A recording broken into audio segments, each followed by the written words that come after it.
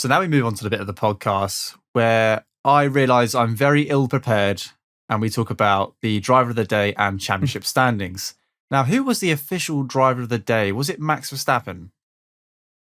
Yes. It was, Yes, wasn't it? And that's arguably the correct result because he did a fantastic drive and took the fight to Mercedes. However, I've got a slightly different driver in mind. And do you? Yes. Yes. So who wants to go first? Do you want to lead or shall I lead? It's your turn. You're supposed to go first. Am I supposed? Okay, right. That's why it's in blue. My driver of the day. Putting you on the spot this time. My driver of the day. It's a close one. It's between two drivers, and I can't. It's actually between three drivers, but I can't put my finger on it. It's between Russell, Ricciardo, and Perez. All for reasons I feel like we could easily get behind in this podcast because all three of them drove very well.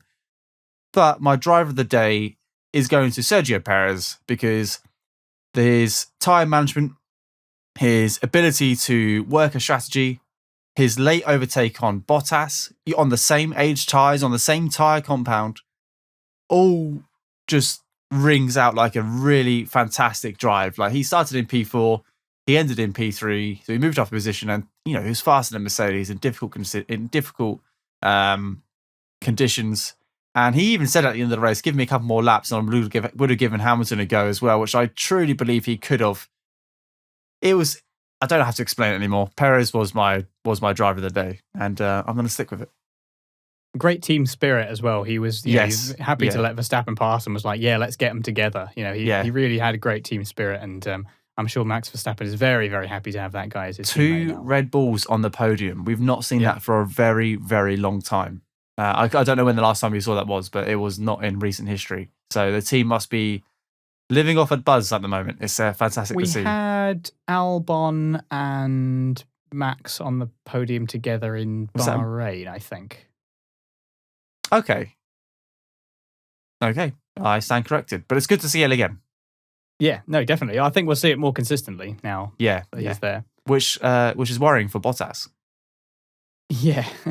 So my driver of the day, honourable mention for. Did you say Lando in your list? You didn't, did you? You had Ricciardo. No, I said Ricciardo because I think driver of the day is someone who's driven exceptionally well and beyond everyone's expectations. Kind of that level, but Lando's just so consistently good at the moment. And actually, Lando's finished P5. Okay, that's a pretty good result for him. Now to be expected. Yeah, it's what he's done for the last couple of races. So it's hard not to bring Lando into the equation. He did have something of a recovery drive. He started P8, dropped down a bit, and dropped down a little bit. He had a difficult start, lost a few places.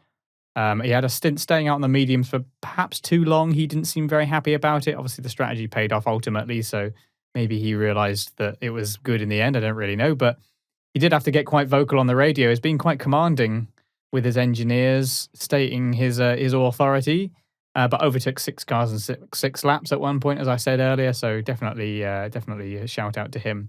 My driver of the day is someone I don't think we've even mentioned yet. I'm going for a little bit of a wild card, and that's Lance Stroll. He started P19, very poor qualifying. He was a little bit unlucky. He had a lap deleted, and then the kind of banking lap that he had left was outside the 107% time. So he ended up starting P19.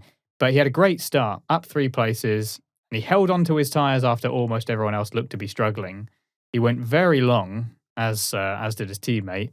And he ended up P10 after overtaking Sainz. He overtook Tsunoda, Ocon, both Alfa Romeos, and secured the double points alongside Vettel, who was P9.